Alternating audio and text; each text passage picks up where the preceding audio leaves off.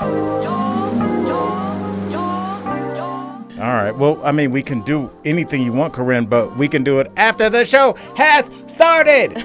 I love the sneak attack start of the show. If you guys don't know what you do, but I'm going to humor myself and welcome you guys again. Welcome to My Safe Word is More. My name is Al Jackson, but more importantly, I'm joined by an incredible person who hates when I drag her intro out. You have that look on your face with like, okay, right, buddy. Not that incredible. But you are one of the most fun people I've ever met. And if you don't know, now you know. Shout out Biggie Smalls, RIP. Here she is, Mrs. Corinne Kaplan. How are you? I'm still not married, yet you still do the Mrs. thing. It's Ms. You know what? You're married to the game. There you go. There you go. Sure. Yeah, we're going to keep it real hip hop. Yeah.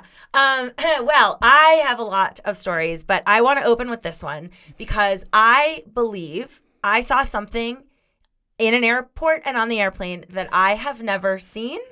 And I did put this on my Instagram, my personal Instagram, which Al doesn't watch, so he doesn't know. But the reaction, I mean, within minutes, I had like 17 messages like, oh my God.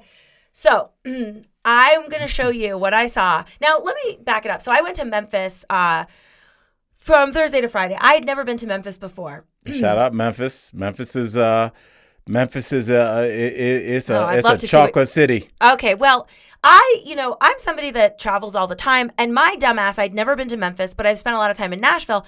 I just thought it was going to be like Nashville. I go to the airport, and I see the following situation. There's a gentleman. He is otherwise dressed rather nicely. I am going to show you this. I'll keep the sound off. You don't need the sound. He has opted for no shoes. Okay? At the airport. No shoes. And I'm not, and I'll follow this up with, I have more footage of him on the plane because I thought people were going to come for me and say, oh, he probably also has them in his backpack. No. This gentleman's feet were black. He had no shoes on. And to be clear, he's a hippie. This isn't like a poor thing. He's got multiple anklets on. And I would like to know, my question would be, when you went through security, maybe they assumed you put your shoes in the tub. You don't, Right. But when he's boarding the plane and he has no shoes on, how is this allowed? No shoes, no shirt, no service. Are we just boarding like this? Then I see him, because I knew people were going to say, maybe, no, here's him going to the bathroom. By the way, I shoot this video. This will all be on my Safe Word is More Instagram. I shot this video of him because I was in an aisle seat, and he gets up to use the bathroom fully, just shoeless Joe Jackson here. And I'm videoing, and the person across from me gave me a look, and I was like, oh, let's not act like this isn't fully videoable. Yes. Like, there's a lot of bullshit that goes on in planes. This is categorized as such. The airport bathroom, I would say 50 minutes into any flight, no matter where you're going in the world, or just taking a quick hour and a half flight. So much urine on it. It's 63% urine. It smells like it is. It smells like it's 100%. It's just like because the plane shakes and not everybody's in good enough shape to like hold their body weight with their core strength. So there's a lot of pee. Somebody's always destroyed the side. I'm like, why would you get on the plane with that inside of you? You see, bro? This gentleman goes through life without shoes on. Now, what I didn't understand is, how did you even get... Memphis is a disgusting, filthy city. You could have stepped on anything, glass, a needle, anything on your way from the parking lot into the airport. Like, it's not like he had shoes and then took them off because the airport is like, his safe space. This man doesn't wear shoes. No. And I don't know why he wasn't met by security. As one of my friends pointed out, should have been met by security purely based on the 3 anklets he had on. Yeah. What I believe one was the shell ankle. Was it puka shell? Because I knew I saw it. And I saw it and I gave you your phone back because I was getting mad. Yeah. It's because, Corinne, we've all decided to tolerate 12-year-old, 37-year-olds. Yes. Oh, yeah. And I want to emphasize, the rest of his clothes, like, you can tell these are expensive jeans. He has on long jorts. I don't know about expensive jeans. But, like, I'm sure he didn't go to Goodwill to get any of this attire. No, but at Goodwill, you can find some fly shit at Goodwill. Yeah. He purposely is like, oh, I don't care. And it's like his no shoes is the next adult that I see at the airport carrying a pillow with them, like they were had some childhood trauma that they need to work through by screaming into it. It really bothers me. I see adults in pajamas. I remember doing a comedy show at a college one time. And colleges are terrible. I've told everybody. Actually, my college story, this is not happening. It went pretty viral. I told a story about a college I did where it was like I don't want to ruin it for anybody, but it was. Should I just tell the story?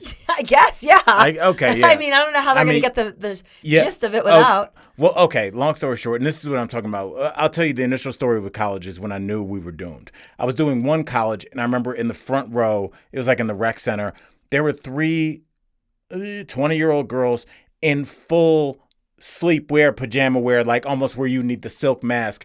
And it was 5 p.m. And they were just kind of like sliding down in their seat the way you're like barely giving your attention with your arms folded, like almost like if you're about to slide off the couch, like that, disinterested. And I was just like, is this preparing you guys for the real world, being in silk jammies at 4:30 in the afternoon? And anyway, colleges are super interesting because as a man that's an adult that gets to go to colleges and not be a sex offender because there's no reason for you to be there unless you're dropping your daughter off. Right. I go there for work reasons, and I realized this country was doomed because it is about coddling your students because they are just inventory and they're customers. So I heard Oklahoma State, I think, has a lazy river that goes around the whole school, like inner tube.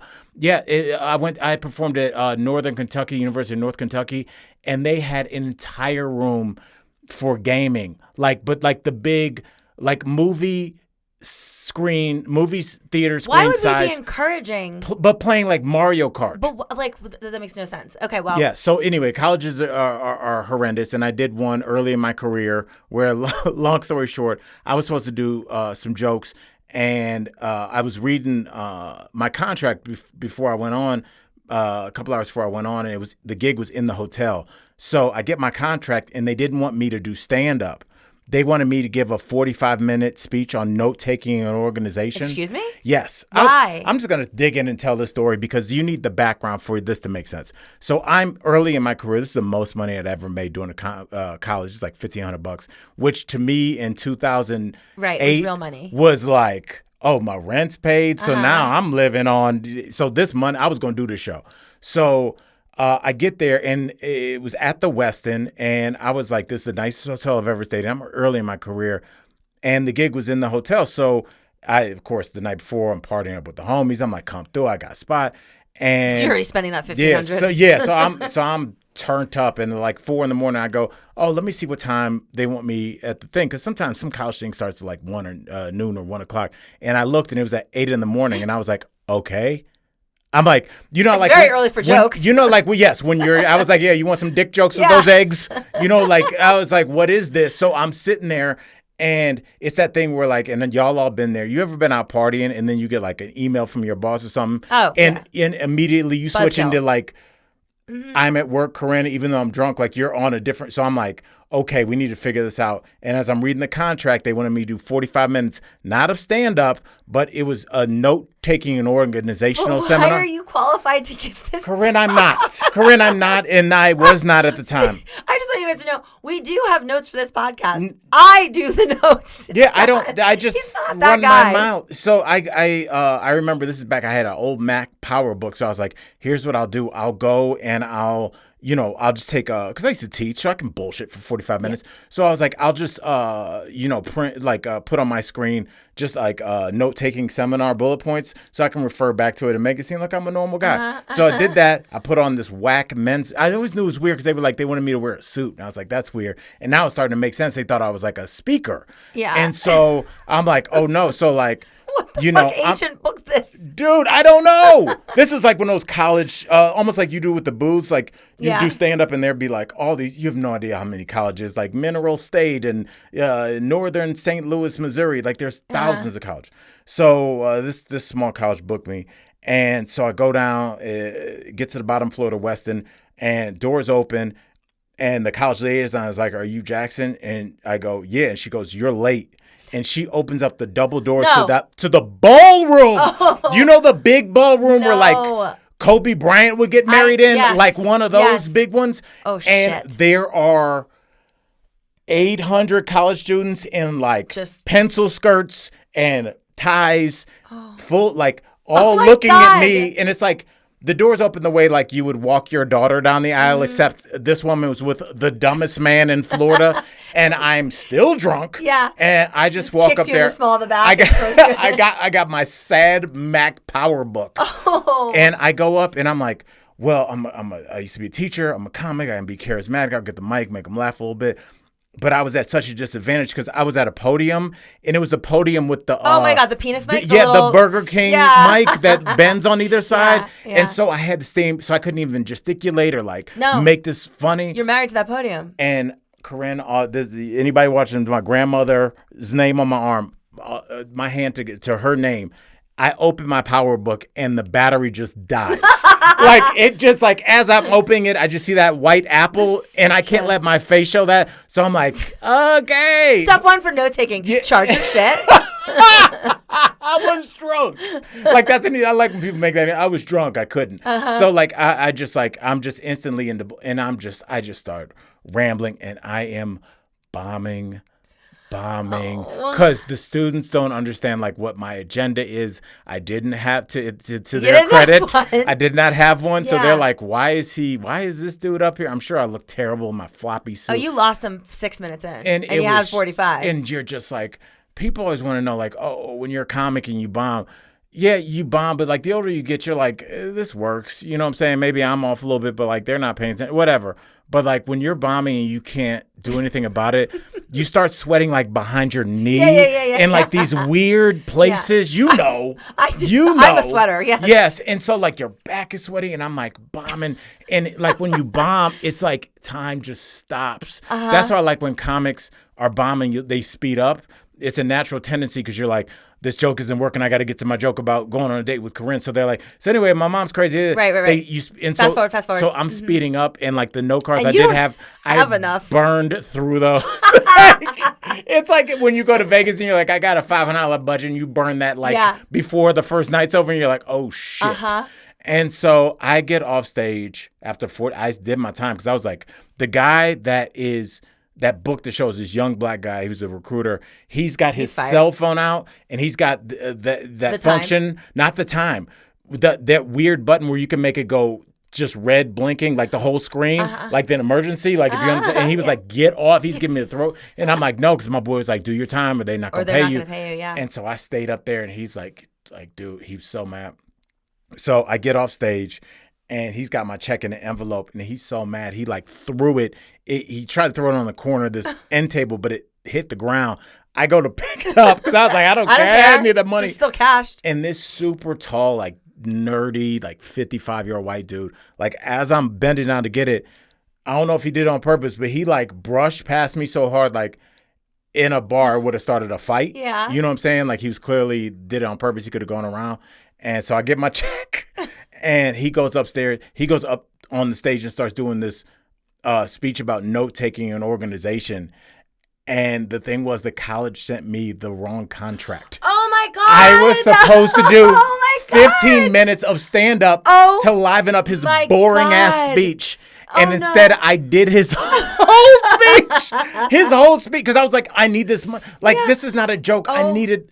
Oh my God, I did not see that coming. This is my life. Like, and by the way, all right, go ahead. I don't want to. Yeah, no, that's it. I needed that money. I got that money. I never got booked by him again, but I don't care. But I just think about like what those students must have been like. What is, like, am I dumb? Is he like on so deep? Oh, and the last thing, God, I'm so glad I get to like, I walk out of the double. Like I said, when the elevators open, you're like basically right in front of the ballroom, the main ballroom. So I'm walking out. I got my check. I'm like, I feel bad because I let this young black dude down. I am drenched in flop sweat, and I hit the elevator button, and I'm waiting for it to come, and it's the cane. And this super cute, like, Latina college student came up to me with, like, notes she had taken and was asking me a question about something I said. And I was just like, I can't. I was like, you should not. You should throw all that away. She was, like, writing down my bullshit. I was like, oh, no. The wildest. I mean, what immediately my mind goes to is, like, I'm a bit of a Karen in that, like, the second you sent me a contract that didn't vibe with, like, I would have been like, "Scuzé? Like, why do I have to be in a suit?" I mean, I think the fact that you just accepted, okay. I guess I talk about organizational skills now. Yeah, because it's so crazy. And the thing is, I didn't read the contract. The only reason I knew I needed a suit was because the dude told me it's a nice event. You need a suit. And so I'm like, oh, maybe because, I'm emceeing a gig for Erica, my co-host on Daily Blast Live, watch it every day. And so I'll probably have a suit on, but I'm emceeing. I'm like, hey, welcome. Here's a couple jokes, blah, blah.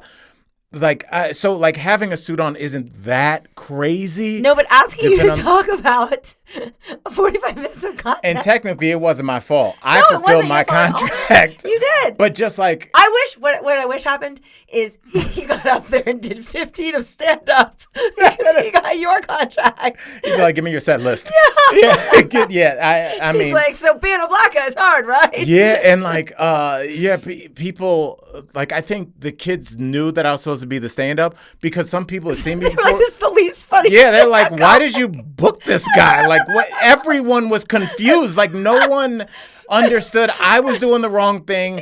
The white guy's wondering why I'm doing this. The black guy's wondering what. The kids are like, what? Why are we in this hotel? And by the way, you pushed the whole thing back an additional 30 minutes. They were fucked on scheduling. Oh man, and just that power book dying. But it was like it looked so professional because I sat it. They got the little lip where you can sit you're like, excuse me, here's where my power book's gonna be. Yeah. White apple. Oh shit. Hey guys, note taking. Something we should all do. Oh, that's amazing. So, yes. Oh, I'm glad you told that. That's a great story. Okay. I have a short story that's adjacent to this. I had not... so in college, I was in the Ladies of Florida calendar, which is like a big deal. Okay, I did calendar sign. It's the biggest thing I probably did in my life, okay? Yeah. All right, so I get in the Ladies of Florida calendar. And there's 12 girls in the calendar with a 13th on the cover. And, you're just booked for appearances all year. And, every college dorm room, every frat house, they're jerking off. The month of February, everyone was jerking off to me. Okay. Right? So it was a fun thing. You made Black History Month more interesting. There you go. They asked me which month I wanted. My birthday's in January. I was like, I'll take February. Yeah. Okay, so they're like, you're going to be with Ebony on the shoot. So, all right. So part of one of the things that they do during homecoming is something called Gator Growl, and it's this huge... I know Gator Growl. Yeah, it's so huge. There's a comedian, and they picked 3 of the calendar girls. No, I'm sorry, 2 of the calendar girls. Me and this girl, Jordana. Actually, ironically, the one that I took the role of on Fashionably Loud. Oh. Yeah. So Jordana and I get picked, and it was a big deal. Is this before or after that happened? Before. Okay. It was before. Did she hate you after that? She kind of She wouldn't admit this to that. But yeah, so that answer is a yes. Yeah, okay. So her and I were in the same sorority, and we were both in the calendar. And so they tell us, we've chosen that we have a comic that's coming, and he wants 2 girls to be seated on a couch while he does his comedy. Was this a black comic? And no, it wasn't. And Howie Mandel was headlining that year.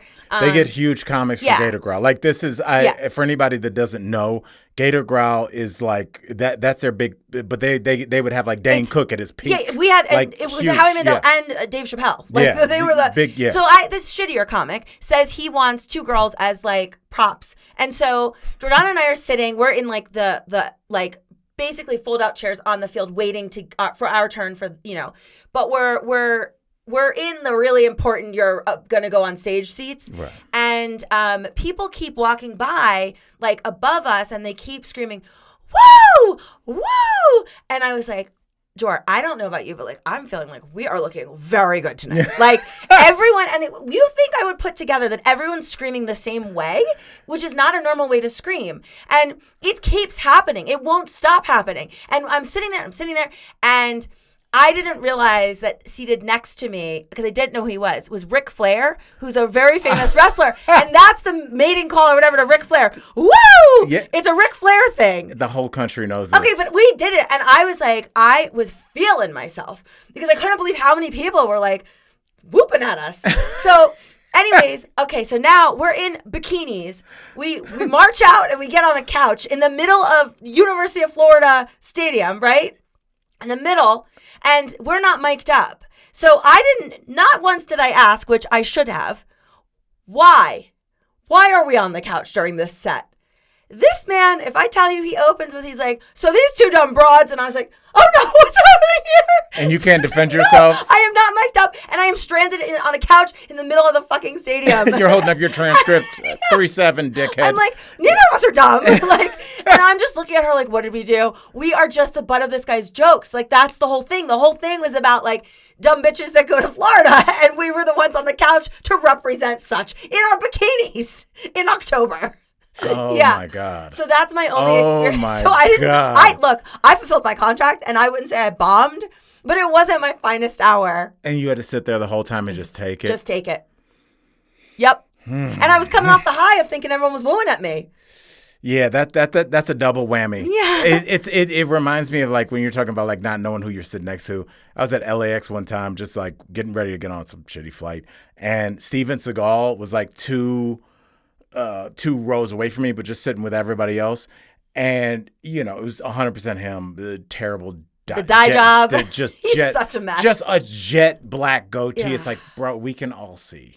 But, you know, so he's sitting there, and this attractive woman walks over to him, and you could tell he was getting ready to be like, yeah, baby, just get the autograph. And she just goes, excuse me. And he moved, and she started charging her phone and walked away from him. It's like, can you watch this? And she had no idea. And you could just tell. Oh my God, she asked him to babysit her charger? Yeah, because she was young. She was just like, oh, here's a man that clearly owns a shop that sells nunchucks. I was going to say, was he wearing one of his stupid fucking kimonos? That gentleman is off the rails. Gigantic bomber jacket, yes.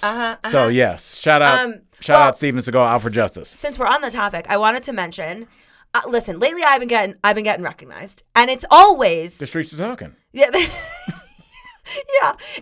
Listen to me. I am not exaggerating. I want to be like, I want you guys to understand that it is 100% of the time a gay man. It is never ever anyone else. That's all it is. So I'm at Trader Joe's, and I don't know. This is just the worst timing ever. I'm on the phone with my friend Matt, and not the one you guys all know, but a colleague friend of mine. And I'm talking to him, and I'm saying, I don't know why I was like, well, you know, I was on reality TV. I don't know what the fuck I was talking about something like a jokey, but like I was kidding, right? And I look over, and I just see this guy go like this, like the Home Alone. And I was like, oh my God, I do not walk around screaming I was on reality TV. Like, this was just, you know, I was just like joking with a friend on the phone. Right. All right. So I immediately like you do in every establishment you go into. Before your phone rings, clearly no one's on like, the other end. What's this Survivor buff doing in my Trader Joe's bag? Well, I was on Survivor, so I wanted to know, can I return these trash liners? I can? Yeah. Okay. That cantaloupe looks amazing, like The Amazing Race. Yeah. So I love being recognized, but I know I'm a very low level person. So every time it happens, it's unusual, especially this many years out. But okay, so I immediately like exit that aisle, and then I'm still on the phone with Matt, and I was like, I'm just so embarrassed. Like this person, I think definitely recognized me, either that or like coincidentally dropped something like this. It was just too. So I get off the phone with Matt. I'm in this aisle, and this gentleman comes up to me, and he's like, I am so excited. I am the hugest fan. And I'm like, I identify immediately. He's got to be a gay man, mostly because that's the only person that's going to come up and like be this excited. Right. It's like that Jesus poem with the footsteps. It's like you look down, and there's one set of footsteps, and it was a gay man. Yeah. That's who's been carrying you. Yeah. Shout out. I mean, the gays carry me on their backs. Like they are my greatest. That's all I have. So, all right. So, our fan base now. I got some gay fans too. You definitely do. All right. I'm so thankful. Anyway, so he's like talking to me, and I'm like, you know, he goes, I just moved to Denver, and I didn't know I moved to the same city as you live in, and like this is so crazy. And I was like, oh, you know, do you like we're like, I'm trying to make conversation because like I'm excited to meet someone. If you like me, I like you. There you go. And he's like, he goes, would it be okay if we took a picture? And I was like, of course, yeah. Like, and I looked absolutely like shit, right? It's terrible Trader Joe's overhead lighting. You always look adorable. Well, so I was like, you know, I don't have any makeup on, but like feel free to use the picture, do whatever you want with the picture. And he said, you know, it's hard to meet people here. And so I just start entrevuing with I was like, so there's the Gay and Lesbian Football League, there's Charlie's, there's X-Bar. Like I am only naming gay places, waiting for him to be like, oh, yeah, girl. And I was like, oh, no, maybe it's not a gay. But I've never ever had a straight man identify me in public, ever. So I tell my gay bro the story because I was like, I was sure this guy was gay, but I was throwing out all the things like, there's beer buzz on Sundays. It's just all the gay attractions that I go to with him. So he finds me on Instagram and slides in and he says, "Hey, Corinne, we met the other day at Trader Joe's and I was way too starstruck to hold a conversation. But I just moved here and I'm queer. And I remember you saying you hang out at a lot of queer spaces," because that's literally all I said, because it's like, first of all, where I hang out, but also I was so excited to be like, let me show you the way. Yeah, I mean, the audience should know that you do this with your black friends too. You're like, guys, tons of basketball courts around here. If you need to pick your WIC check up, I can get you anything you need. I'll help you deal with your baby mama drama. He's like, I'm a lawyer. Yeah, exactly. So he says, you were such a huge ally to the gays on Survivor. So I guess I wanted to know if you knew any good ways to get connected with the queer community here. I'm struggling to find it. And I was like, I'm sending him links to things. Like, I was so excited to, You picked the right woman. I really want to go back to the initial point that, like, I came home so confused by how a straight man could possibly have, like, been excited to meet me. And it turned out I was right all along. He was just too starstruck to get his thoughts together. Yeah. So he compiled a nice email, and I have now referred him to the proper places. So that makes me think. Is there a personality, like a way to look at the world? Not obviously, gay folks are not a monolith, but your gay fan base identifies with you because of your outlook. So is that just an outlook on life that happens to be shared more by the gay community, which you also have? Because I feel like I also have the outlook of just like not accepting everything. It's like, that's so sweet. I remember that email we got from homie. He's a gay dude. And he was like, I don't really want to be all over your baby. Right, I'm not going to be your gunkle. Yeah, I'm not going to be your gunkle. I'm not going to, I don't care about your dog. Yeah. I thought we were kicking it and you guys turned it into Southern Housewives and now I'm supposed to like be your weird gay friend. It's like, I kind of feel like that too. Like, I'm always like, I don't always just go for like whatever the company line is. Like, I guess I got to go to Cindy's baby sprinkle or whatever. It's like, I don't probably want to do that. I mean, I wouldn't categorize like,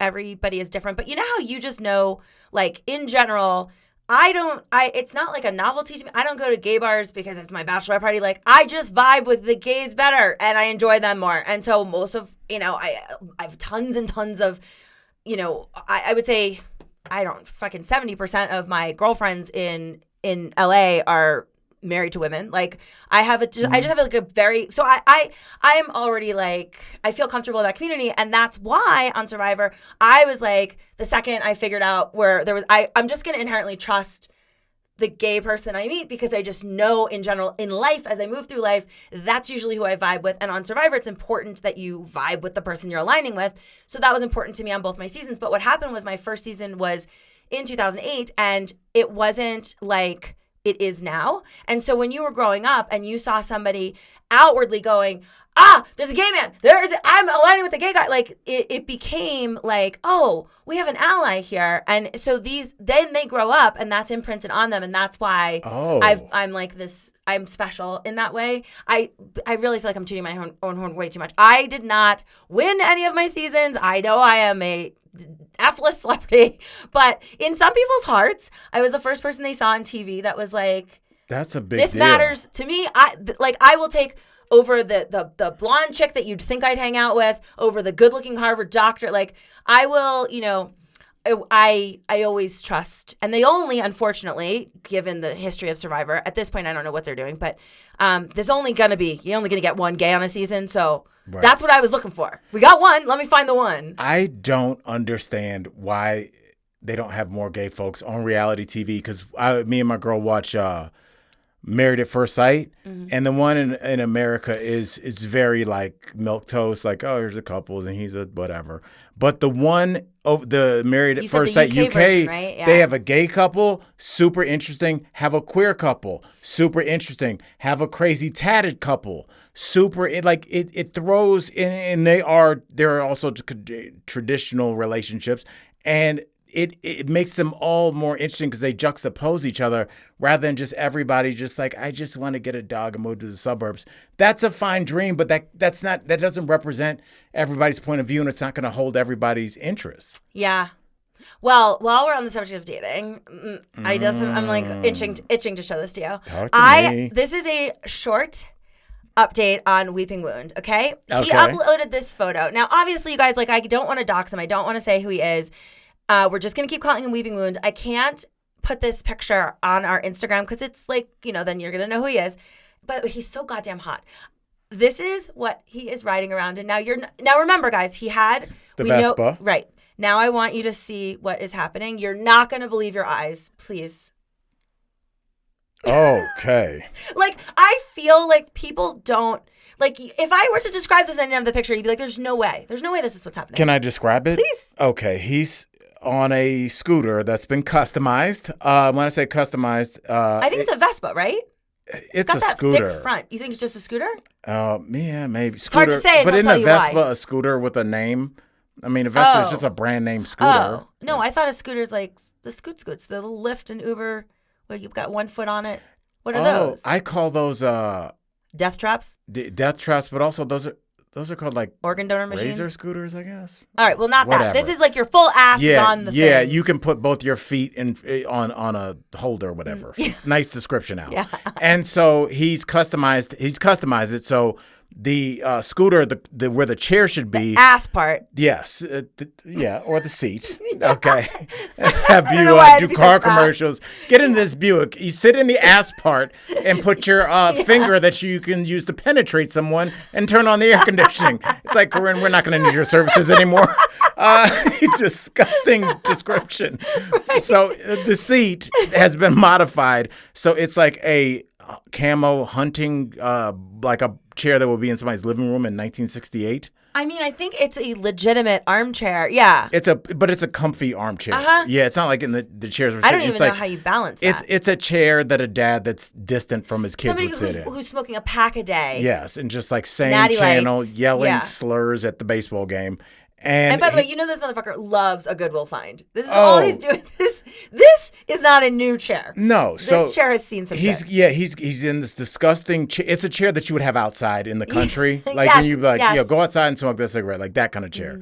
And he's got on in front of where the handles are. He's kept the handles, but he's modified those, and looks like he's gorilla glued or super glued antlers to the front of that. So picture this: he's in like a Barker Lounger Lazy Boy chair instead of a regular Vespa seat. He's got a rack of a dead deer where the handlebars are, and then what's the front say? Written underneath those antlers, where the hood would be, it just says, "Show us your rack." Yeah. That's a long way to go for a titch joke. I mean, That's long. And also, could you not, like, the writing is like so serial killer. Like, couldn't you stencil outline like a little bit more professionally? Yes, it's one of those things. Do you not hate him or do you hate him? And also, what shoe is he wearing, sir? And he's wearing Crocs with holes in them because I think it's for the wound. I don't think you There's cannot. no option. The thing is, when you do have an open wound, it's got to breathe. Oxygen is everything. They even put you in an oxygen tent if they can't get the wound to close. So he cannot wear regular shoes, and these Crocs must smell like the end. They're also modified. Is near. Oh. He's so fucking I didn't hateable, even you guys. put it. Okay. He's just modifying everything. He's modified his Crocs. Now, he modified the last Crocs by adding a cowboy boot and silencer to the top of them. Writing the word Gucci on them. Yes. And he's modified these red Crocs. It's important that I say red they're because different. you have to visualize this. And he put eyes like, at the top of them, so it looks like the Crocs are alive, and it looks like a mouth at where the toes would be. And it's definitely, as somebody that has children that grew up during this period, it's made her from Cars. Oh. Yes, I don't know these are that. the eyes from Oh. Cars. So if you remember, why can't he just because be he's trying to be normal? retro and funny, and like his thing is like, You guys, I'm so embarrassed. I cannot believe you. I did. I saw him multiple times. Oh my God, it's such. Stayed at my home. And oh God, and the thing is, it's like it validates this behavior of just like he's like a charming enough guy that uses his like, oh, I'm charming, I'm going to disarm you, and then we'll crack a couple jokes. You'll get drunk enough and laugh at my jokes, and we'll go home. I get it. I lived that lifestyle to that extent. I didn't have his looks, even though I didn't know he'd be considered that attractive. I know. But I got more personality than him, but it was kind of the yes. same thing. And the fucking thing smiling Crocs have more personality than he does. There was a point in my life, and maybe he'll get here, Corinne, where I realized that the women I was after weren't falling for my shit anymore. And maybe that's what Homeboy's going to have to do. Because honestly, if he had come correct, he could have probably got with you, gotten a haircut, gotten a big boy job, stopped doing things that Adam Sandler would do in 1996. And it's a very happy Madison life he's living. And it's cute when you're at the bar and everybody's got a little blow in them or whatever. But like when you're like, hey, we need to talk about maybe we might want to get a rental property. Hey, maybe when do we want to retire? Like those women that you're eventually going to want are going to be like, bro, you're not even close to where you need to be at my level, or whatever partner you want. What do they say? Dress for the job you want. Yes. It's like the same thing with your partner. So if you're somebody you're like, I want to get with this person, you have to be on their level. And like that's like, take a picture with, oh, look at this crazy guy I met at Mardi Gras. It's not also, like this is going to be your future daddy. So I hung out with him, like, 3 years ago. He's pushing the age limit of where this shit is not. Like, it's going to stop. Too. Yeah, it's not funny. Right. And you know what's going to happen? You know what's going to happen? And I've seen it happen in real time. And it's almost like watching somebody get murdered because you see the end of their adolescence leave right then. What's going to happen is cute guy whose looks are going to be diminishing. He's drinking a lot, staying up all night, whatever, living whatever life. There's going to be a moment where his looks and his charm are not enough. And some person, it's like my daughter's age, is like 2021. She's going to look and be like, ugh, somebody's daddy's here. Somebody tell me. And you're like, wait, are they talking about? I used to talk about people like that. Am I the old guy at the bar? Yes, you are. You're the old guy at the bar that's not even being classy with some scotch and pretending to read a book in the corner. Oh, you're like, I'm that still also fun. Can't afford a bar tab. Can't afford to buy a lady. Yes, and it's just like you got Crocs on, and it's all every reference I have is hip hop. It was all good just a week ago. It's good until it's not. Yeah. And that lifestyle he's living, it's not cute no more, dog. And you've had fun, so much fun that you're on a couple of dating. Have you seen this man? If so, call this number. Site. So you've done your thing. Yeah. And it's time to move that bar seat and give it to the next alcoholic. I agree. I have one other update to accompany this in the same. I love your updates. I know. In the same realm of dating. All right. We're going to bring this guy back. If you haven't heard about him, I brought him up on 2 separate episodes. Tommy Dewey, the only actor whose DMs I have ever slid into. Okay. So I'm going to back up. The story as it goes is I sent him this is the only person I've slid into. I said, he's on a show called Casual. And I said, much like every other single female, I loved your character on Casual and figured maybe you're single in real life. Also, Raya's for chumps. So hi, I'm Corinne. That was my That's a great intro. I was pretty good, right? So I just figured, look, his profile is like, there's no women on it. I think he's hetero. He might not be. But I just thought I'm going to shoot my shot. So I did. All right. Well, when I was telling Al the story, didn't realize that was November 1st, 2021. January 20th, 2022, he sent back a crying, laughing emoji.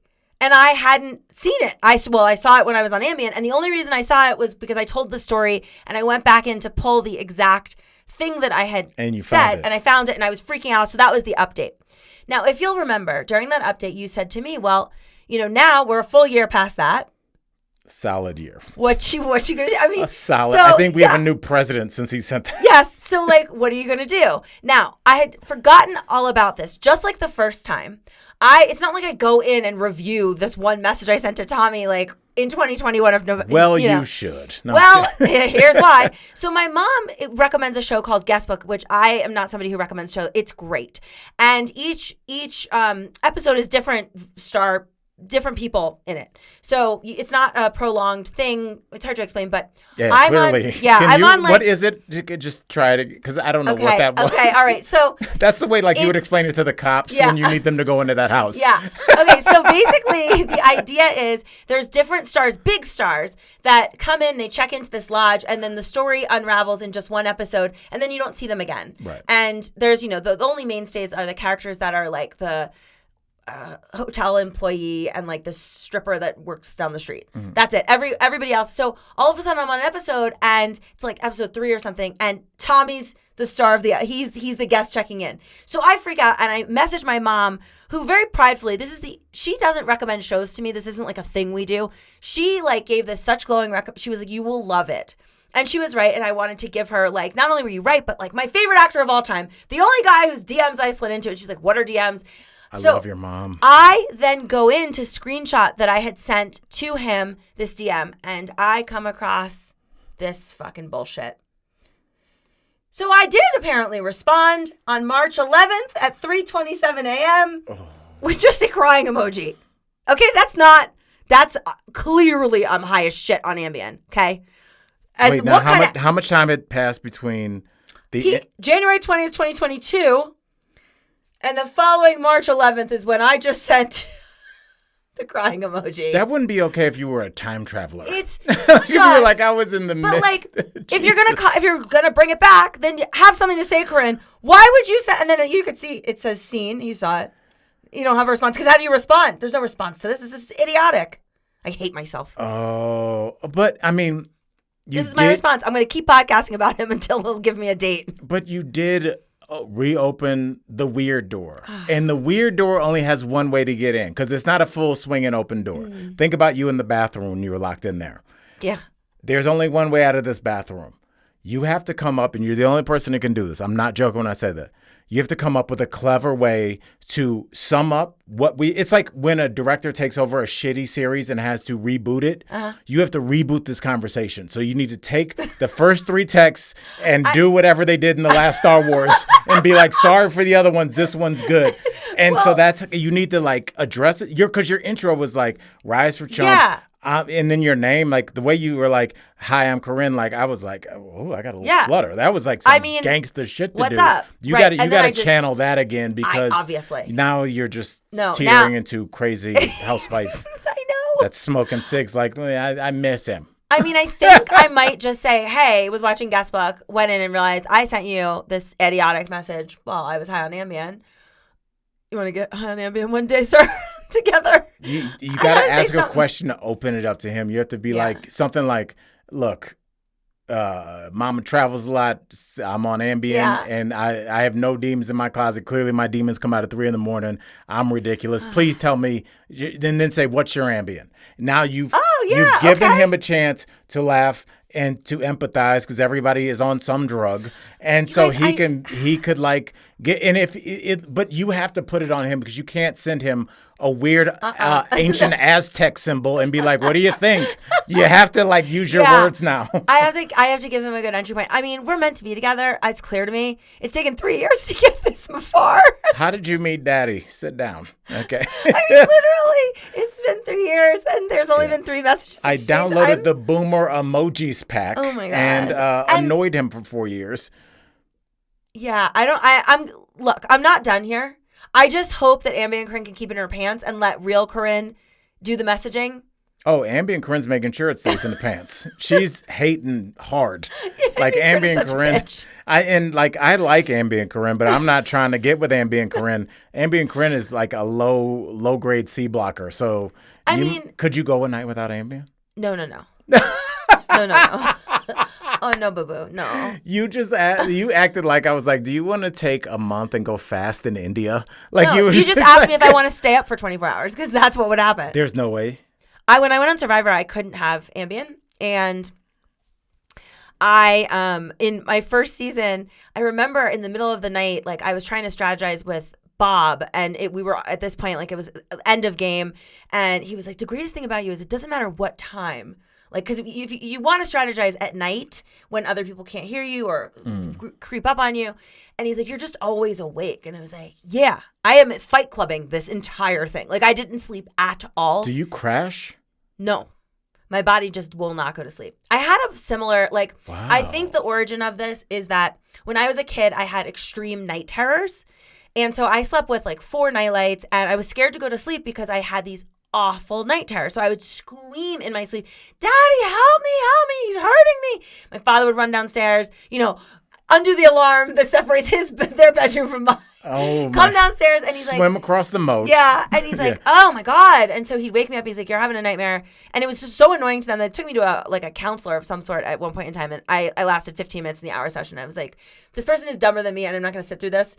So I ended up not getting any counseling. It's like Good Will Hunting, except no good came from it. My parents were like thinking about padding my room. They were like, well, she won't shut the fuck up. But I would have these terrible night terrors. I had repeated nightmares about being on an airplane that goes down, and I see all of my friends' heads and arms, and they're all bloody, and I'm the only one that lives, but I see everyone floating around me, and it was like constant. Anyways, so I think what happened is it imprinted on my brain that like sleep is bad because you're going to have these bad nightmares. And so I just have had sleep issues ever since, like my whole life. So when I found Ambien, never, ever went back. I don't have, as Bert Kreischer calls it, unassisted sleep. Wow. Yeah. Ever? Not ever. But you wake up feeling good? Yeah. Ambien, I don't know what it's doing to my brain, but it's the greatest because you're not groggy. It's perfect. And also, if it's not, let's assume that Adderall is not great for my heart and Ambien is not good for your brain. Once I got on Adderall, I wrote a movie script. I wrote a kid's book. Mm-hmm. I was able to juggle podcasts. I was able to read books. So even if it is bad for my heart, what would my life have been? So I'm pro Ambien. Look at you. You're great. You're a functional adult. Thriving. Yes, you are. Here's what I say every time a clinician, because when I go see primary care doctors, usually like when I switch from LA to here, like they start in with you've been on Ambien for a really long time. And I'm like, we know for a fact that not sleeping is horrible for you. We don't actually know. The long-term studies really aren't there to prove that Ambien's bad. So, like, we know not sleeping is bad. So there's the argument. Good point. So end of argument. I can't sleep without it, and there's no amount of meditation. By the way, I used to dose melatonin, and I would take everything with the Ambien, and the other stuff doesn't do anything. It's just the Ambien. The only thing left to do was put on some Michael Jackson and go to bed. I'm like, somebody punch me in the face right now. Wow, Knock me out. So by the way, Michael couldn't sleep. That was his thing, and he was on propofol. Wow. My roommate in college is a doctor. All my friends are doctors, and he was like, "We use propofol when we're going to saw your leg off." Yes, like you're in it's a deep. I'm talking. Mm-hmm. I didn't know he was on that powerful of a sedative. Yeah, and he was like, "My boy's like, you can't walk away from somebody on propofol. That's insane." No. But that's how used they have to be giving it monitored. to him he was. Yeah, wow. Insane. That's a recipe for disaster. So I don't have a ton I have some stuff for bang or buy, but I'm going to keep it short today. The first one I want to get to, it's just, no one's ever said this to me, and I just was like, it was so in left field. I would like to know. I think it's out of left field, not in left field. I don't watch sports. Exactly where it is if it's in the left field. If it's out of left field, it comes out of nowhere. You know exactly where it's coming from in this situation. I'm standing there with my glove in left field. It comes directly to my glove. All right. I've never had someone say this to me, and I've had a lot of crazy shit said to me. This is what this gentleman said. I want you to read it and tell me if you agree. It's a flattering thing to say. It's just, I've never heard it before. Are they trying to say look like? Oh, is it? Yeah, no, they misspelled. They double spelled. Oh, yeah. That's what he means. And he's saying that to you? Yeah, so say what it is. I agree. Oh, it says you look like Kelly Ripa. I agree. You do? Yes. I've never heard that. Absolutely. That's a great call. I never ever heard that. Absolutely you do. Look at my face. I'm not joking. You absolutely do. Guys, I think she's very pretty, and I don't think we look alike at all. I'm so flattered. You guys look very similar. Very, very, very, very, very. I never thought about it until he said that. I was like, yeah. And I work on a daytime talk show. I look at Kelly Ripa a lot. She's in things. Oh my God, Kelly, girl, should we get together? You and Mark Consuelos. Yeah. Okay, then I got this guy, which I thought was clever, but he just wasn't attractive enough. He messaged me on Hinge, and he said, when I meet people for the first time, I often think about how far they'd make it on Survivor. Mystery solved. And I was like, oh, that's clever. That's clever. I know. They're both buys. They weren't attractive enough. Oh. Not clever enough to get me. No. So there's no way you can look past looks? No. Even though they're degenerating. Like everybody's looks are at the end of this, we all look like melted candles. Right. I think what you're not asking the right question. It's the height that is the problem. So like for example, the guy, the Vespa, Weeping Wound, you're still confused as to why I think he's like 10 out of 10. It's because he is a giant human.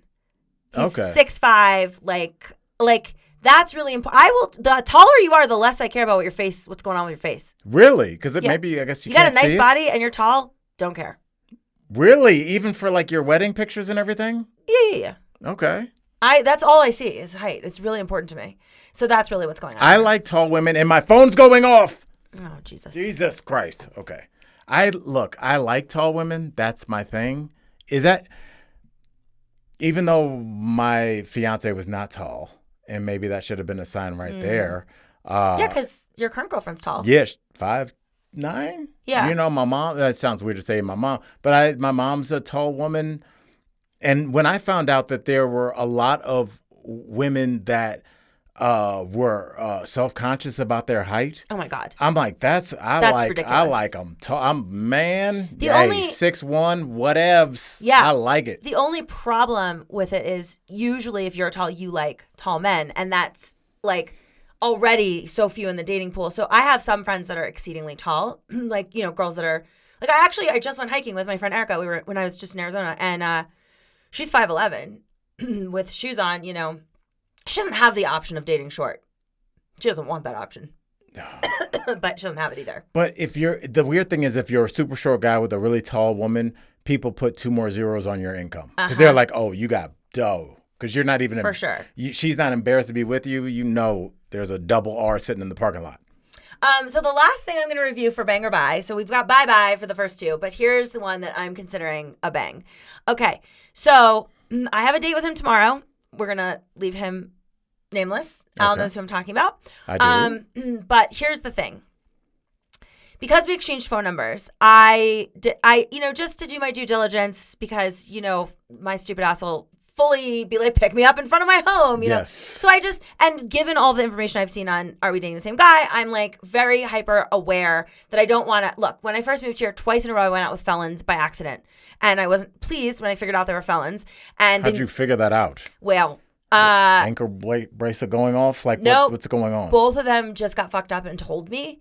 And the first one was like really alarming. I told this story on one of my previous podcasts, but well, you haven't told it to me. Yeah. Okay. Well, so he was wearing like, he's extremely coiffed. He was from England, London's in yes, yeah, right, England.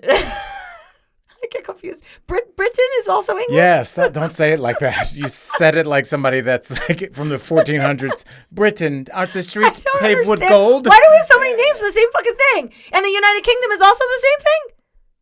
Yes. I think, didn't that used to incorporate like Scotland? I don't know. Clearly, I don't know. All right. So whatever. So this guy, this is as the story goes. He says to me, "I want to talk to you on the phone before we go out," which I was like, "Whatever, dude. This is years ago now." And do you think he was scared of getting catfished? No, because talking on the phone, it wasn't FaceTime. It was talking on the phone. Yeah, but sometimes it's like not even the sex that you were looking for. Well, when I answered the phone, I realized he sounds like the guy from Lock, Stock, and Two Smoking Barrels. Like, right. He's got the Cockney. I don't know if that's it, but I got you. I was freaking out because I'm like, why would he do this? Why would you get on a phone call? I at least need to be able to read your lips. Like, I cannot understand anything he's saying. And so I somehow. Do you think someone would find it hot? I think a lot of women like that accent. I think it's a poor person accent. I want the rich people side accent from the UK. Mm. You know. Yeah. Okay. I don't think you even know it. No, I don't. This guy was raised in the streets for sure. Corinne will say something like "hello," but then she'll gaze into my eyes and be like, "Was that okay?" And it's not. But that's why I love you. Go ahead, please. I love you so much. Couldn't understand anything he was saying. And at some point he says something about Brighton. So I'm just trying to make conversation. I said, "Oh, I boarded my alpaca in Brighton," and he goes, "I have a Cayman," and I was like, "Huh?" And "I have a Cayman," and I said, "I'm sorry, are you saying you have a Cayman?" And it was yes, that's what he was saying. So I was like, oh, how do you have that's an illegal reptile, and like you had to go through an illegal distributor, and like I'm like in your home? So I'm excited. I'll meet him just because he has a Cayman. What is a Cayman? They're like tiny alligator looking things. Okay. You don't have them as pets, I'll give you that. So he says to me, how did you know? Because this is a Florida thing you just knew? No, Caymans are well versed in gators. Caymans are saltwater, I think, not freshwater. I just know because I worked at a zoo. I was fired from the zoo, but I was a docent at the zoo. I was a volunteer that was fired, so it wasn't an official job. I was asked to give back my badge. Yeah, that just means you were asked to leave the zoo. You weren't fired. You were asked to leave. Well, yeah, the senior citizen in charge of the program and I had it out, and he was like, I think this isn't working out. Had it out? Yeah, I was like, stand down, Bill. He was asking me, whatever, Bill.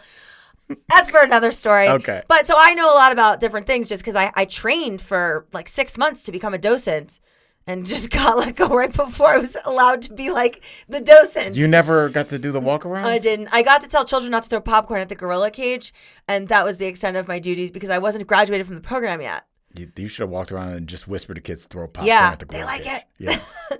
So, all right. So I was excited. So he asks me, he's like, in a text message, thank God, after this god-awful phone call, he's like, do you like gambling? And I was like, live my life? What? Yeah. He's like, I know a great underground gambling spot. And I was like, let's go to an overground one. There's a lot of those. Well, he took me to a place that, you're not allowed to smoke cigarettes indoors, thankfully.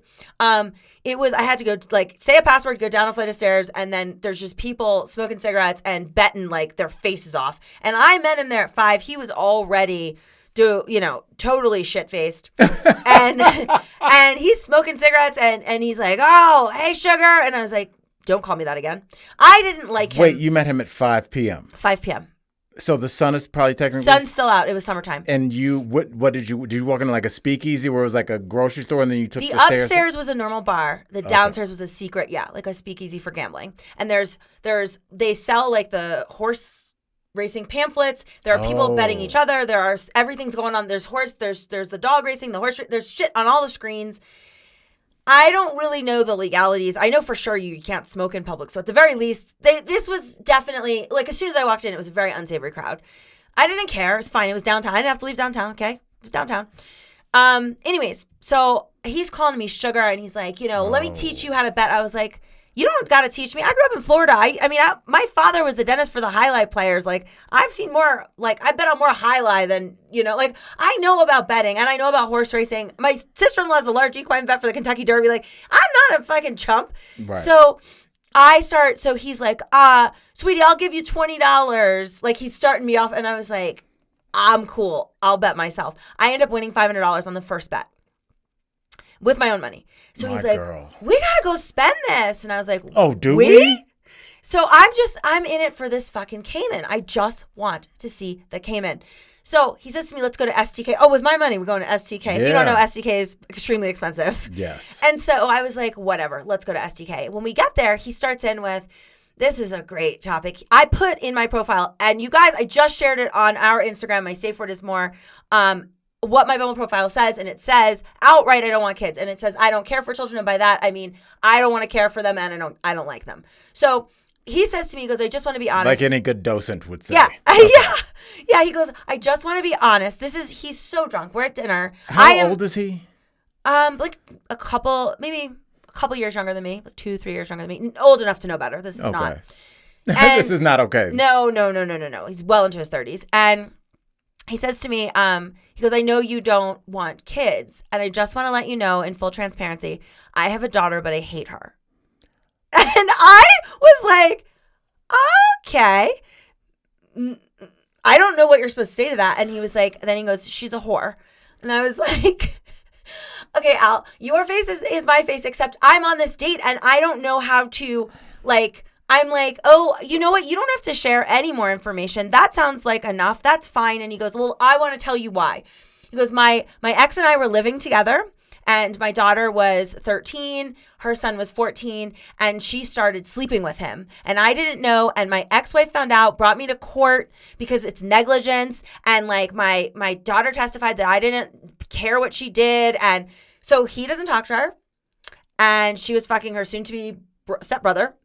And yeah, this is all in the beginning of the date. Yeah, she was embarking on a major corner of the porn industry. Lost her virginity to her stepbrother. Yeah. Jesus, oh my, she lost her virginity? Yes, and the mother was really upset. She's like, I don't want him to have any custody. He's letting this go down on under his roof. What? In both ways. Yeah. Okay, so. Oh my God. Now he says to me, he goes, listen. He goes, I live, He goes, I live right around the corner because, of course, he's the douchebag that picks a place that's near him and not me. He goes, I live around the corner. I'm worried about car issues, too. And that's a little DUI sniff going on. Oh, my God. Wait, what made you say that? Because I know everybody. I know everything. There's only a few kinds of people, and I've met everybody 10 times. Oh, my God. You guys, Al does not know the story for those of you who have heard this. So he says to me, I can't believe you just said that. So he says to me, he goes, do you want to go, like, have a nightcap at my house? And I said yes because I wanted to see the caiman. I walk in, and I see a huge indoor terrarium, like half water, half sand, like full half a bedroom size. And I'm like, where's the fucking caiman? Caimans are pretty, like, you know, he got it as a baby, but they're big. It's not like you can't see it in the cage. Wait, when you say, like, how big? I don't think I have a good grasp. There, like, let me Google what a caiman looks like. Okay, but while you... He got a baby would it be caiman. like the size of, like, a violin case? I think as a baby, yeah.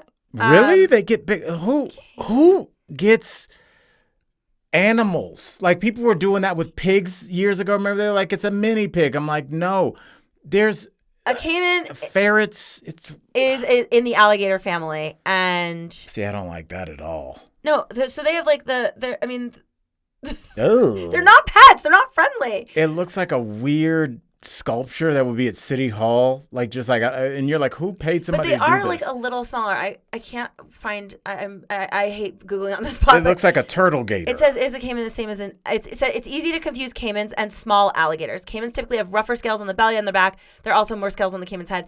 Alligators have rounder teeth. Okay. Anyways, caimans are smaller. I was right. Thank God. All right. So I say to him, "Where is the caiman?" As one does on a first date when you've gone back to a dangerous person's home. Yeah, absolutely, he's dangerous. Yeah. Okay, so he says to me, he goes, he passed away. And I was like, what? What? I mean, what am I doing here? And I'm thinking, first of all, you should have lost custody of your daughter when you got a caiman with a child in the house. But nevertheless, he says to me. What a loser. He goes, well, the caiman was lethargic and feeling sick. And because it's an illegal reptile to have, and I got it from an illegal distributor, I can't just go to a vet.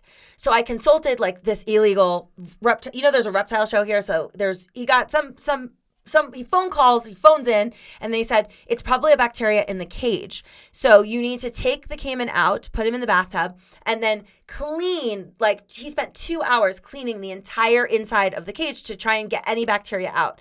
Well, unfortunately for him, he filled the bathtub up a little too high, and the caiman was lethargic and sick and just drowned to death. So after he cleaned the whole cage, he comes back, and the thing is dead.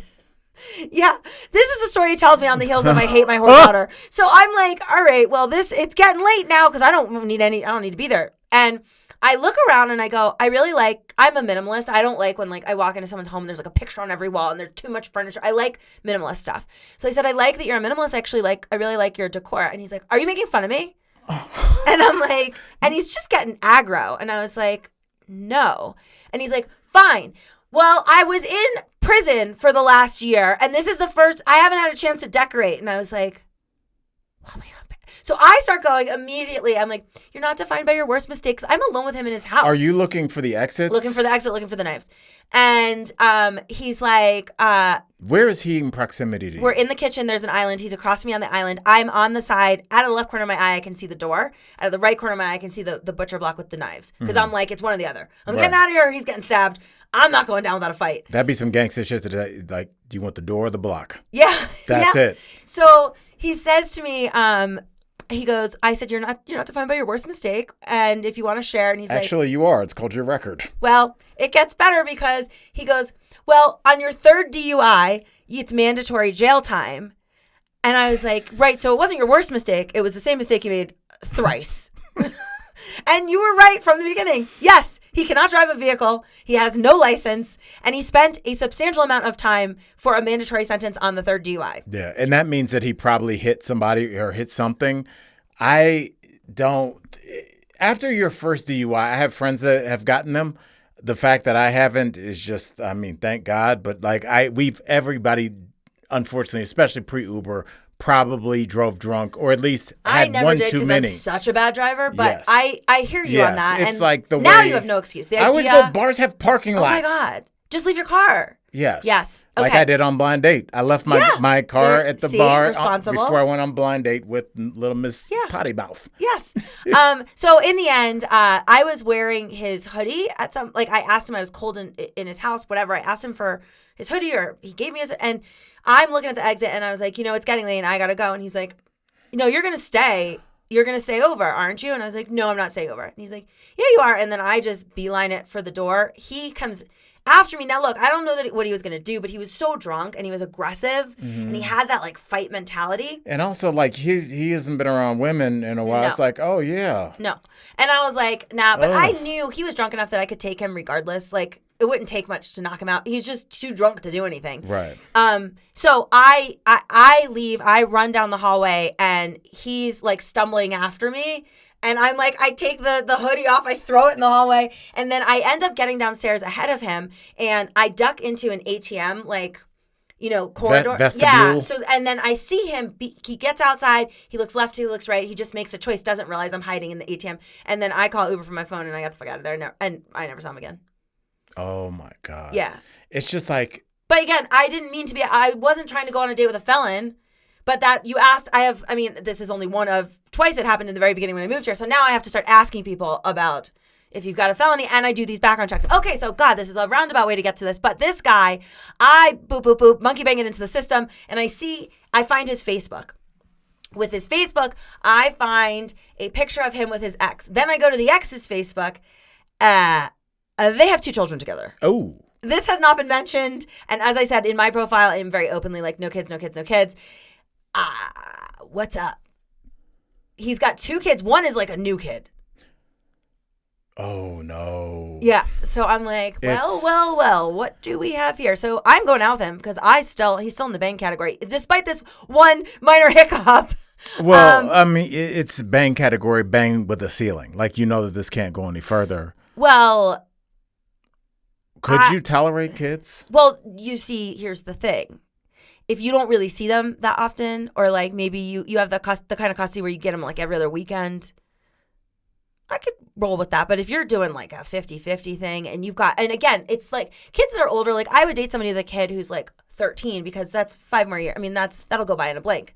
But this one's got like a new kid, like the kid's like a year. But by your criteria, dead Cayman guy's a great dad.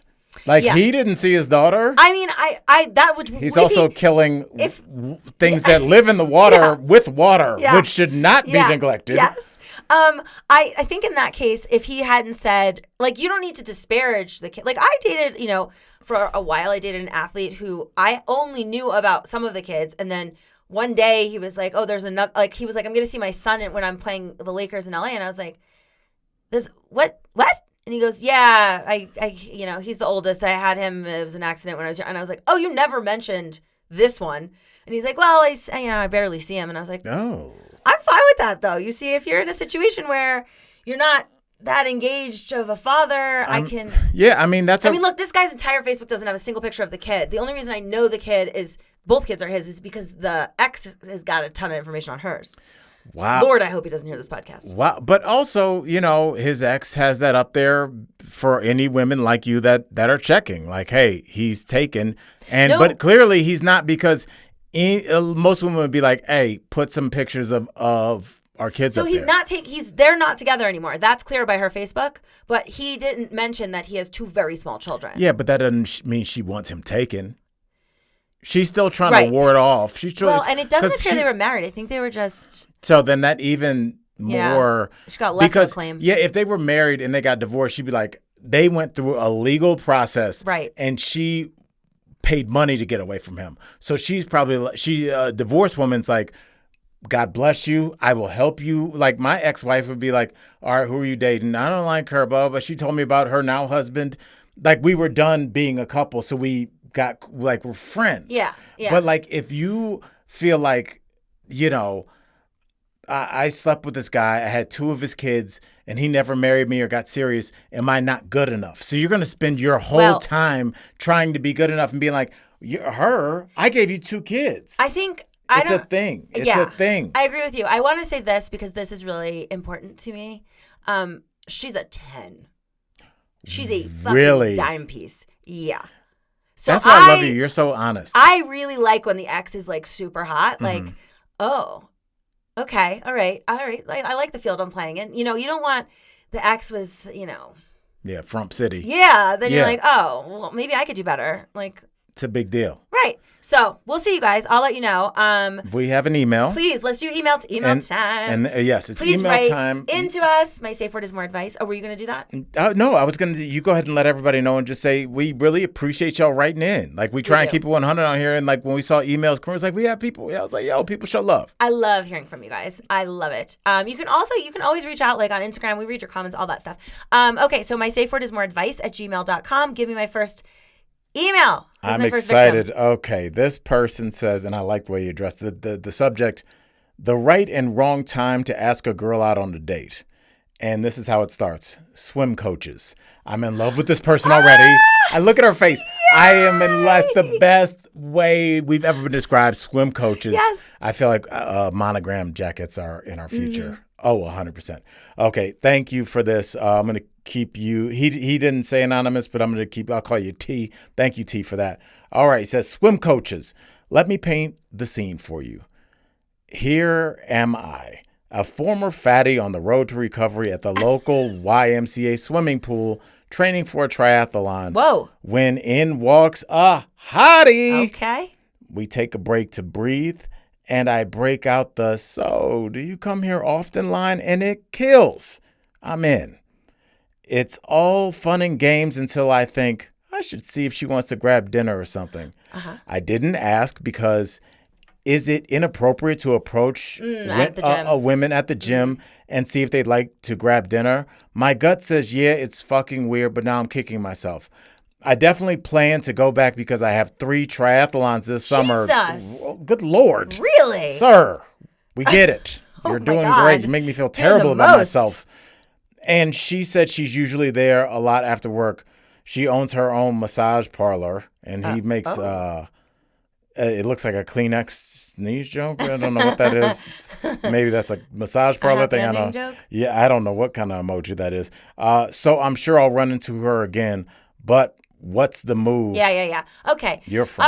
All right. So, you're correct that it would not be the move the first time you see somebody to ask them out in a gym scenario.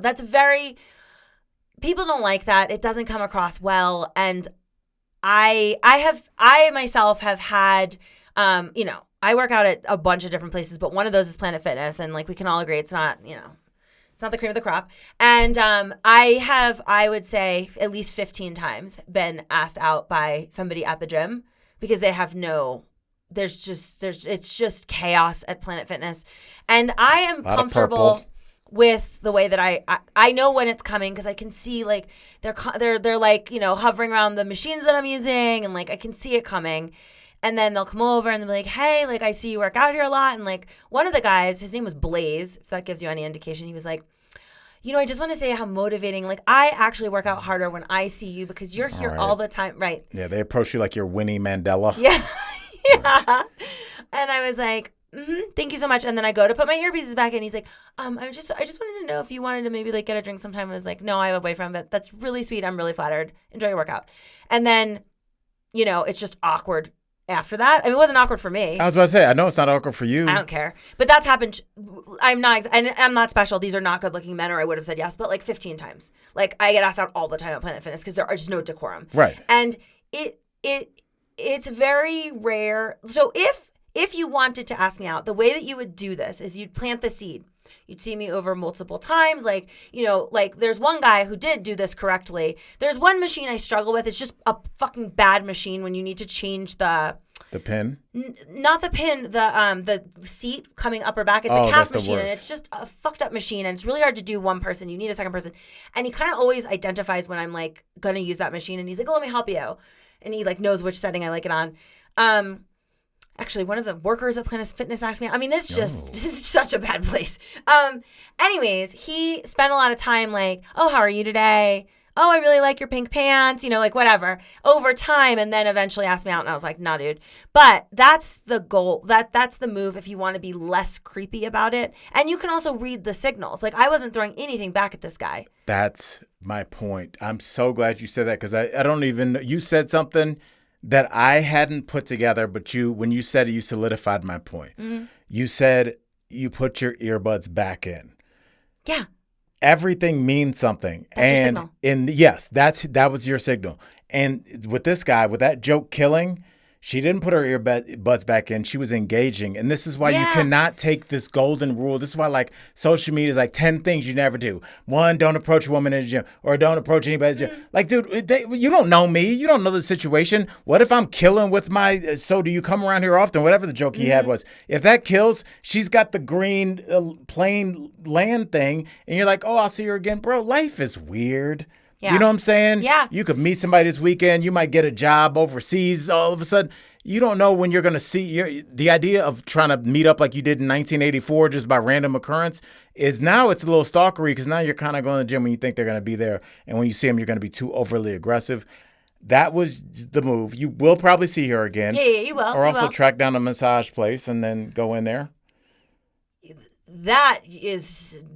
I don't think that's good. Just go in there and just like, I'm going to start off on my back. Yeah. I mean, the problem is, I think that there's a real professional aspect to that, which you don't want. Yes. Like, you're not absolutely supposed to do not do that. Yeah, you're not supposed to get in there with the client. I can't remember the details of this story, but like when I was in college, there was a guy, I remember exactly what he looked like. He was just this beautiful, very, very good looking, very tall built guy who worked out in like the crappy, college gym thing that we had that was like $5 a month or something. And he was also, just by chance, he was a TA like in one of my classes. So he wasn't still he was a little older than me. He was like a grad assistant. Yeah, something like that. Super senior. And I want to stay back and hit on chicks 5 years younger than me under the guise of education. He was very, very handsome. And I used to work out all the time with my friend Dana, and I would be like, oh my God, Ryan's at the gym. He's so hot. And she's like, just ask him out. And I was like, no, because like that. This is the only gym on campus we all go to. It's the equivalent of your apartment now. Yeah. You don't want to date somebody in your gym or your apartment. Yeah. So I was like, no. And so I didn't do anything. And then on the last day of the class that he was a TA on, he asked me out. Really? Yeah. And he turned out to be a loser. But he was so good looking. That's like almost a lifetime movie. I know, it was. I think he felt the same way. Like he professional was like, I don't think I can ask. She's a student in one of my classes. I have to see her at the gym. Like if she says no, this is like really like a double whammy. I was thinking the whole time you were talking, I was like, I'm picturing your face, picturing this imaginary dude and how that would be like written out in a Lifetime movie scene. And it's the last day of class and you're like, wow, he's really cute. I wish he'd asked me out. And then the bell rings and you go, like that, the exaggerated like deep breath that bad actresses take. Mm-hmm. And you get your books and you have to hug it close to your chest to symbolize to America that you're virtuous and not having sex with people. Like, and Kaplan, he goes, can I see you? Yeah, not even can I see you. You drop something, you don't know it. Oh. And right as you're reaching for the door, he goes, Miss, you dropped this. And it's your test with his number in it. And you open and it's his phone number, but you got a D-. So it's a double whammy. But yes, that's how that would be written out. I remember this much, that when he worked out, he worked out in workout clothing. And when I saw him as a TA, he wore professional clothing. When we went on the date, he had, which this is a deal breaker for me, he had a wallet with a chain link thingy. I have one too. Oh, no. I do. No. I do. No. It's not okay. Okay, we have to. Okay. He wore it like the chain was out. It was like, he got it a Hot Topic. I do too. He was also in like basically Janko jeans. Like his style outside the gym or classroom was so abhorrent that I was like, oh God, why was I pining for this guy? It's a time and place in your life. Mm-hmm. And when you go back and look at the fashion, you're like, oh, you'll see somebody in their makeup will be terrible in their outfit, but you're like, remember at the time, you're like, they're so exotic. Mm. Like you're back when you like still use words like that to define people that didn't look like your neighborhood. I don't think people realize before the internet, you didn't see like everybody. I'm from Cleveland. I saw black folks, white folks, and Puerto Ricans. Mm-hmm. That's all. So like when you see somebody and they're like, oh, I'm from India, you're like, she's from India. Oh my God. And now the world is so small. You're like, I follow 9 people from there. But like, there's a period of time where like you would look at people and be like, oh, they look so dope. And then you go back and you're like, she's got on just barrettes and a terrible crop top. And, but it's funny how history saves you. So I will say this, man, next time, go with, what do I always say? No one ever says, I shouldn't have trusted my gut. I don't care. Anytime something bad happens to you or something good could have happened, when you have a gut instinct like, what is that dude lingering over there by that bus stop for? You, Corinne, as a person that is very worldly, non-judgmental, doesn't care. You're not like, oh, he's black, he's got to do something. But if the guy over there is black and being weird, your gut will tell you that. If the guy over there is a short white guy and doing something weird. Weird is weird. Weird is weird. And I remember my boy told me one time, because he overrode his gut instinct. He's from New York, and he said he's walking home in same building he's been in his whole life, and he knows most people and knows the train. And he was just like, saw a weird dude on the train. And he was like, that's weird. And then he said he saw the dude walking in front of him. And he's like, how'd that guy get in front of me? He's like, dude, you're tripping. You acting like a suburban mom, dude. It's just another dude in your hood, whatever. And he said, just to be sure, he stopped and like made a fake phone call, like, oh yeah, tell the homies to come up here, blah, blah, blah. Yeah. And he said, so he thought that, he was like, I'm tripping, put his phone away, walked to his building. And he said, as he was walking to his building, he saw 3 dudes he didn't recognize. He was like, what? And he turned around and the other guy was behind him now.